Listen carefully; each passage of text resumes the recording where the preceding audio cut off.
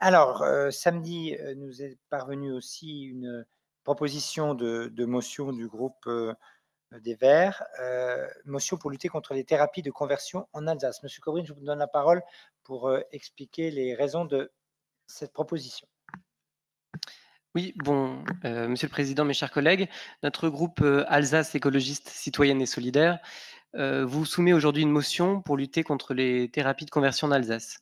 La motion ayant été rédigée en veillant à bien définir les termes et à préciser le contexte, je vous propose de la lire directement avec un simple rajout historique que je ferai en cours de lecture.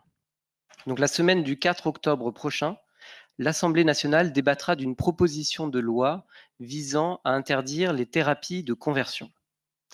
Ces thérapies correspondent à un ensemble de procédés dont l'objectif annoncé est de modifier soit l'orientation sexuelle ou l'identité de genre d'une personne.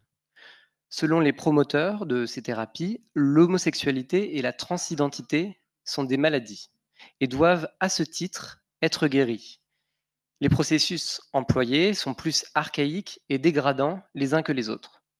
Électrochocs, traitements hormonaux hors de tout cadre thérapeutique, exorcisme, stages coercitifs, etc.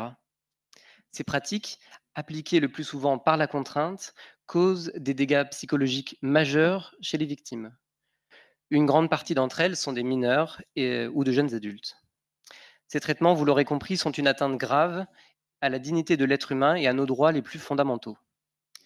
Malgré le retrait de l'homosexualité de la liste des affections psychiatriques en France dès 81 et en 90 par l'Organisation mondiale de la santé, malgré le retrait de ce qui était considéré comme des troubles de l'identité de genre de cette même liste dès 2010 en France et depuis 2018 par l'OMS, et enfin malgré un certain arsenal juridique, force est de constater que ces pratiques n'ont pas cessé.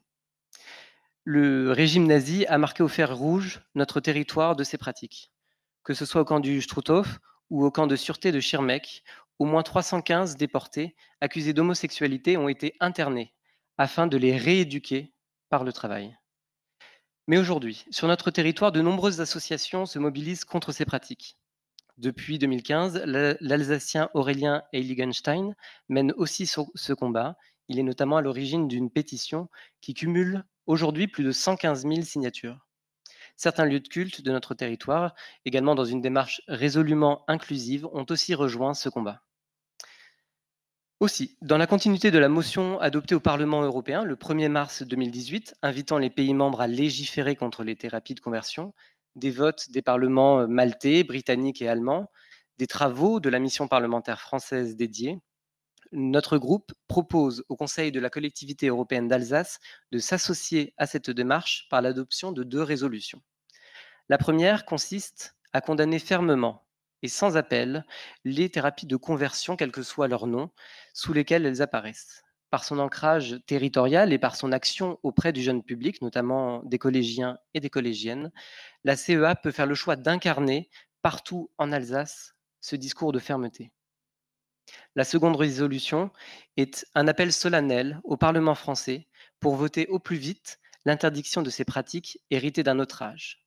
De nouvelles dispositions législatives sont un outil indispensable pour développer une approche spécifique et en assurer un suivi statistique au plus près du terrain.